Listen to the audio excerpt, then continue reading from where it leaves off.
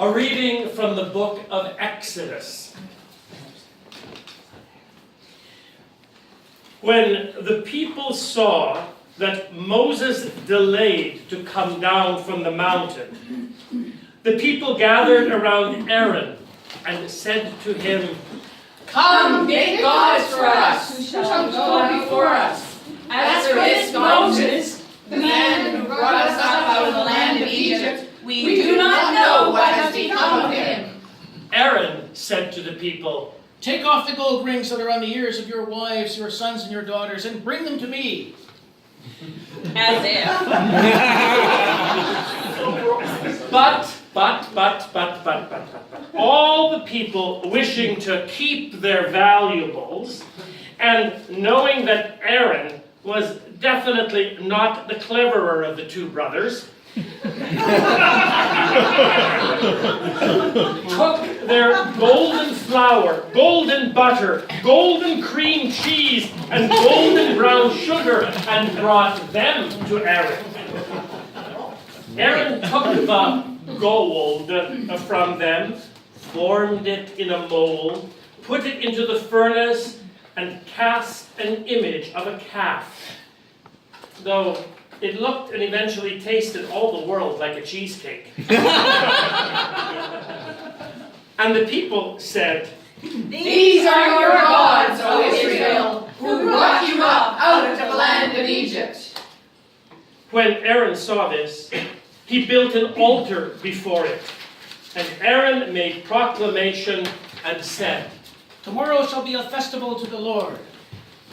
They rose early the next day and offered burnt offerings and brought sacrifices of well-being. And the people sat down to eat and drink and to taste their idolatry. And then they rose up to revel. The Lord said to Moses, "Vade, descende, pecado populus, go down at once. For people whom you have brought out of the land of Egypt have acted perversely. They have been quick to turn aside from the low-carb way I commanded them.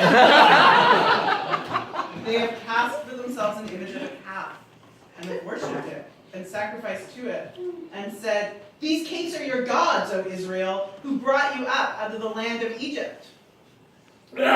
And because he just never shuts up, the Lord said to Moses, "I have seen this people, how stiff-necked they are.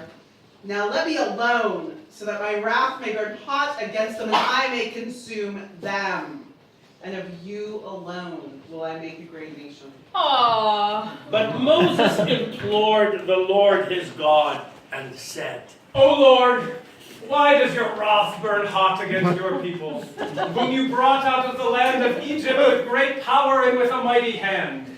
Why should the Egyptians say it was with evil intent that he brought them out to kill them in the mountains and to consume them from the face of the earth? Turn from your fierce wrath. Change your mind. Let them have dessert one time, and do not bring disaster. Remember Abraham, Isaac, and Israel, your servants, how you swore to them by your own self, saying to them, 'I will multiply your descendants like the stars of heavens, like the chocolate chips in a bucket of cookies and cream ice cream with chocolate chips in it. All this land that I have promised I will give to your descendants, and they shall inherit it forever.'" And the Lord changed his mind about the disaster that he planned to bring on his people.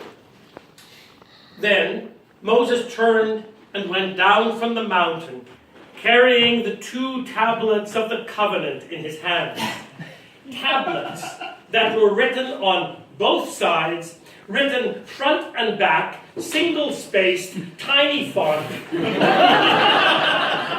The tablets were the work of God, and the writing was the writing of God, engraved upon the tablets. When Joshua heard the noise of the people as they shouted, he said to Moses, There is a noise of war in the camp. It's not But Moses said, It is not the sound made by victors or the sound made by losers. It is the sound of revelers and as soon as Moses came near the camp and saw the calf and the dancing, Moses' anger burned hot. And Moses threw the tablets from his hands and broke them at the foot of the mountain. Moses took the cake that they had made, burned it with mud,